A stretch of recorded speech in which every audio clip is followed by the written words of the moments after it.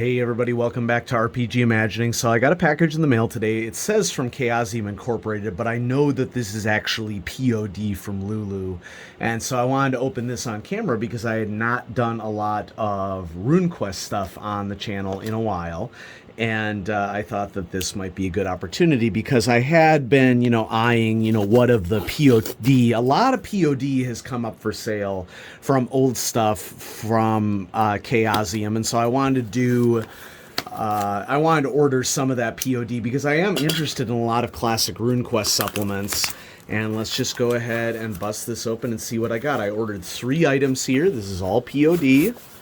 And we have the classic Scenario Pack 2 Apple Lane.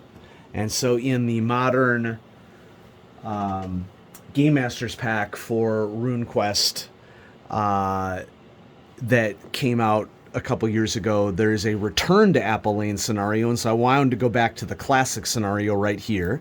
And so this is Greg Stafford's Scenario Pack 2 of Apple Lane, and it has a fold out in here. I think that this just might be my order slip. Yep, they threw my order slip in there. And so here's one of the scenarios that I ordered, and then of course I ordered the ever famous Snake Pipe Hollow RuneQuest scenarios by Greg Stafford and Rudy Kraft. And then I ordered Big Rubble. Earlier, or I should say late last year, I ordered Pavis and I ordered Troll Pack, and I had been reading through those and really loving them, and I had sort of waited on Big Rubble because I wasn't really sure if I was going to like the... I didn't have unlimited funds at the time, and I wasn't sure if I was going to like Big Rubble. And in continuing to review the information, it became very clear to me that it was something that was going to be really interesting to me. And so I went ahead and picked up Big Rubble 2, and I'm going to read this with my Pavis guide right alongside of it. And so, I'm really interested in checking out these locations and the NPCs and creatures and other things that are involved. And so this is Big Rubble, the Deadly City. It's got a really interesting cover feel to it. Kind of waxy almost. But Big Rubble is the perfect hunting ground for both prospective and veteran adventurers from the relative safety of the frontier town of New Pavis. Exploration parties may venture forth into the rubble to once again tap the treasures and magics buried in its ruins. They will be aided and hindered by the guards and bureaucrats of the occupying Lunar Empire. And so price on this was $30. Its original publication date was 1983, so definitely an older supplement. But the POD version of this was first printed in July 2020, and this is apparently a already printed POD copy of this, which, this is a POD printed copy that was clearly in stock because I received this shipment just like 3 days after ordering it from Ann Arbor, Michigan. And so it clearly was in stock. It wasn't actually printed. Snake Pipe Hollow, RuneQuest Scenarios by Greg Stafford and Rudy Kraft. This was originally published in 1979, of course, one of the earlier supplements for RuneQuest, and current Chaosium President Rick Meinz did a layout on this classic edition. And Greg is well known for being a huge Gloranthophile. But yeah, it starts out with this common knowledge section, which I think is pretty cool. And then we delve into the scenarios, and it says, these scenarios represent some of the many reasons why a party of people might wish to go into this horrible terrain. These descriptions and motivations need not be slavishly followed, but should be considered starting points from which people are drawn into the region. I always appreciate some coaching in the writing because, if you're writing something for game masters or for role players, I think it's the writer's responsibility to sort of give some context as to what's going on here. And so there's basically just a big pile of stats of monsters that you could find within this region. And then here's some really interesting, there's production notes here. Snake Pipe Hollow debuted in June of 1979 and went out of print in 1984. During that time, approximately 7,000 copies were sold. Unlike most other Chaosium supplements, it had 3 different covers, one for each of its printings. The printings have few substantial differences differences between them other than on the credits page, the Chaosium catalog, and the back cover. Below are the covers for the second and third printings by Rick Becker and Tom Sullivan. So I think it is interesting to know that I have seen these covers before, and knowing that the text of the inside isn't really that different prevents me from making a mistake as a collector. And so yeah, then there's just a series of locations to explore and monsters to encounter, and of course Snakepipe Hollow has a reputation of being a really deadly place for adventuring in RuneQuest, and so I'm going to have a lot of fun reading through a classic style of RuneQuest. And so this is Source Pack 6, Snakepipe Hollow. Snakepipe Hollow is a large and flexible RuneQuest scenario pack designed to supply dozens of adventures for a band of adventurers.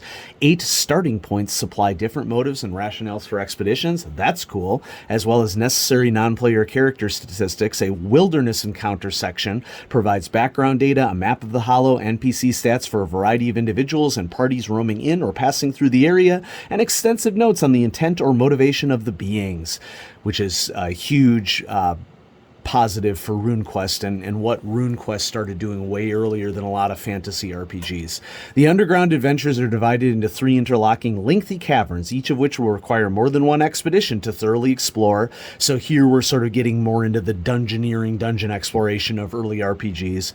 The halls and courts of this great complex are presented in a uniquely structured fashion, which allows referees to reveal major and minor details separately without misplaced emphasis, depending on how the players themselves pace their activities. Each element possibly existing in an area is always presented in the same sequence and clearly identified so that maximum use may be gotten from the material. And I'm not going to read the whole thing, but you could pause it and read that if you'd like. Sort of old school art there. And then I'm really interested in reading Apple Lane because this is a setting that has existed in RuneQuest for a while, and it was used in the most recent version of RuneQuest that was published by Chaosium. And the Apple Lane, is it explains here it's a village from Greg Stafford's original campaign, and it places it here on the map.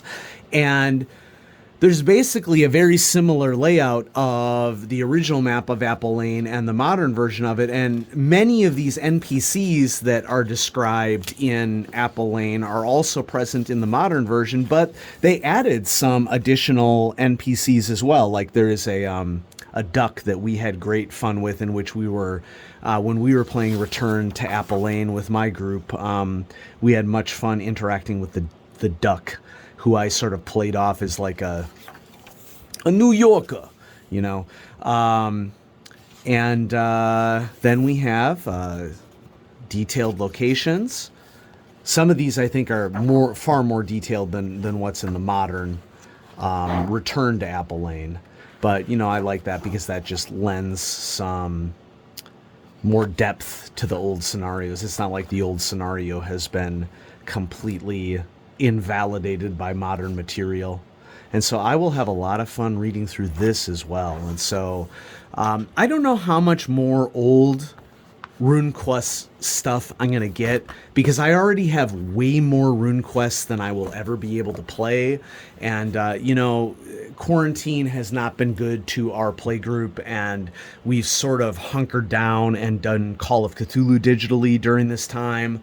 But I can't prep 2 campaigns while teaching in a pandemic. It's just not going to happen, But I now feel like I have plenty of old source material. I have Big Rubble, I have Pavis, I have the Borderlands and Beyond compilation, and then a couple of these adventures, and I have the modern RuneQuest stuff. And so I feel like I have plenty of RuneQuest material to draw from. So other than some new releases, which I really am, looking forward to the new RuneQuest starter set, which if you have not been to Chaosium's Twitter account, go there right now and check the initial release image of the RuneQuest starter set, because just like the Call of Cthulhu starter set, and arguably, folks, the RuneQuest starter set may even be better than the Call of Cthulhu starter set. And I can't believe that I'm saying that, because I am a huge fan of the Call of Cthulhu starter set, but Chaosium is putting out starter sets that frankly look, a lot of starter sets out there make them look like a total joke. Okay? And as gamers, we can tell products that were built with love by gamers for gamers, and we can tell products that were built by a boardroom. Okay, and if you're in the audience and you know you're writing for a mega company that demands, you know, restrictions on your writing and everything, I support the fact that you're doing whatever writing that you can, but I'm telling you as a consumer, I'm not interested in fluff gaming at all. Like right now I'm kind of debating as to whether or not I'm going to buy any more Dungeons and Dragons stuff ever again. If I'm going to be perfectly honest to the audience, that might come as a shocker to people, but frankly folks, I just don't care. There's just so much cooler stuff out there than you know the very basic with a capital B stuff that is put out, you know, with like here's a map, here's a room, there's a bold monster there, and it's assumed that you fight it. I mean, it's just ugh. Now, I will say in defense of D&D, I do want to showcase the new Candlekeep Mysteries supplement that just came out, because that is more up my alley. If Wizards of the Coast could bring themselves to release more supplements like Candlekeep Mysteries, I would continue to buy D&D products, and I did buy that product. So it's not like I'm not buying D&D products at all, but I'm being very selective from here on out as to what I'm going to buy, and Runequest is just more my jam. When I discovered Runequest, my desire to play D&D plummeted, is basically what it comes down to. So, you know, I'll probably still play D&D because it's hard to avoid it, but, you know, here's some Runequest POD stuff. Big Rubble, awesome. Snakepipe Hollow, classic. Apple Lane, super classic. And so this is an exciting haul, and I'm happy to showcase it for everybody on the channel. And so thanks for watching, everybody. Have a great day.